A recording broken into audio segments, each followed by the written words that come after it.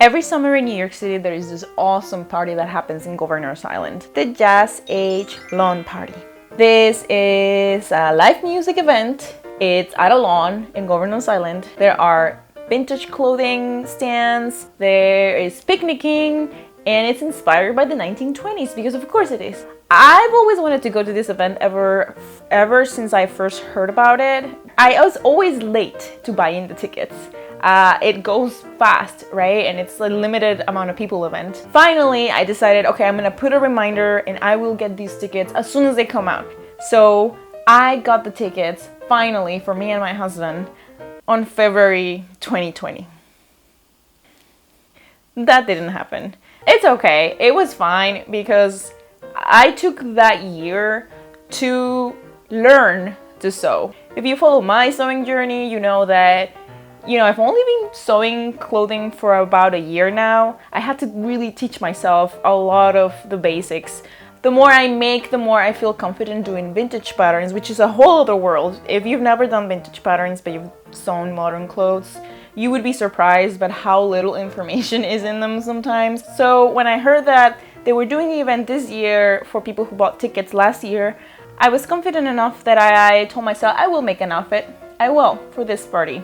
And what I really like about this event is that it's a daytime event. So it's not the same as your typical, Gatsby party where everyone's like super glam and wearing like the flapper dresses. It's not like that. It's a daytime event. So it's a different vibe. So I thought, this is a good challenge. I've got a deadline. I have a very definite look that I want to achieve. So this video, I'm going to show you my process, how I went and did this outfit and how the party was and everything.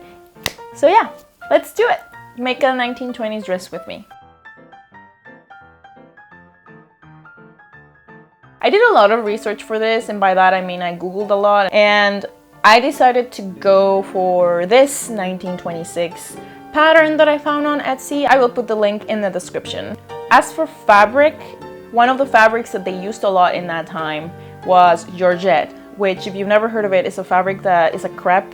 It is flowy, it is drapey, and it's a little less sheer than chiffon, but also heavier, which again, it's good because the weight is gonna help with the drape. So I went for that blush and I did the details in like a cream beige Georgette also. Once I had the fabric, I had the pattern, I was ready to begin. And so here comes the sewing. I began by sewing the collar together into a long rectangle. 1920s dresses are very simply structured in rectangles, but this pattern has a nice collar trim, so that was one of the first challenges. I sewed the shoulder seams and pinned the collar to attach it. The way this works in these patterns is I first sew the right sides together of the collar onto the dress, and then it gets a little bit weird. The collar edges that are hanging have to be sewn together into a tube, but only until the collar connects to the dress. Then it is turned inside out, those tubes, and pressed so that they're hanging out. And finally, the rest of the collar is turned inside out and sewn in by hand.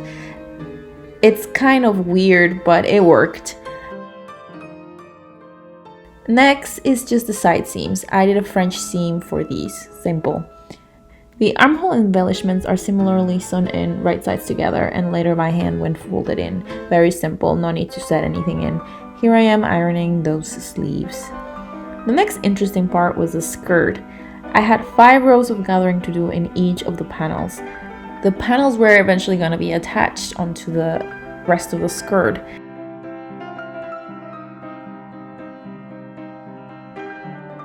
In order for the gathers to stay, I had to cut a small piece of fabric, which I measured from the panel and sewed it on top of it.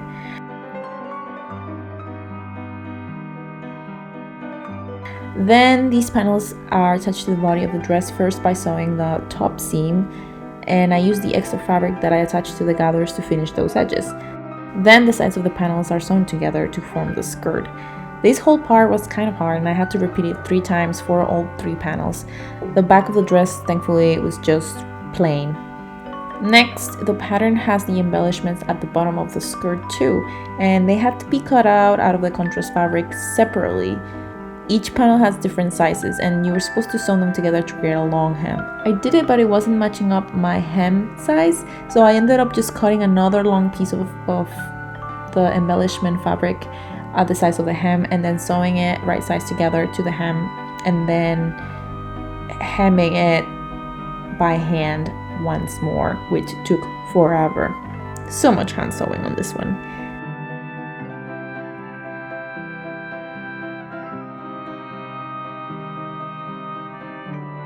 Alright, so here's the moment you've been waiting for.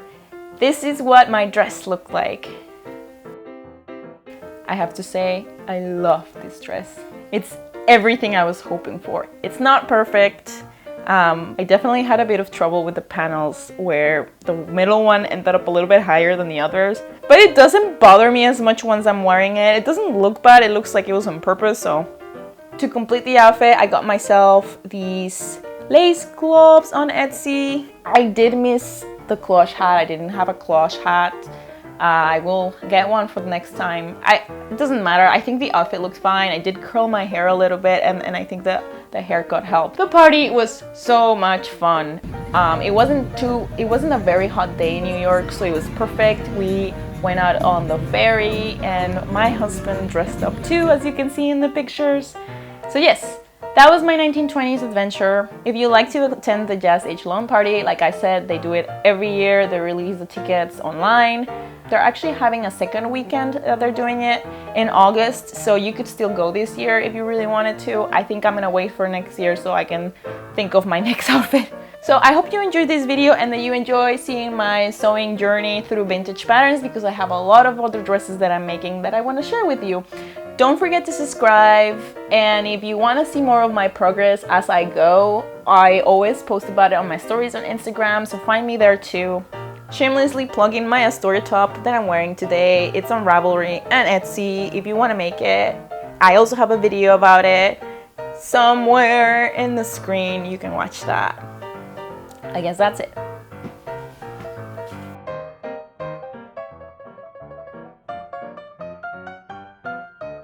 And did I cut my hair just specifically for these events? Yes, I did.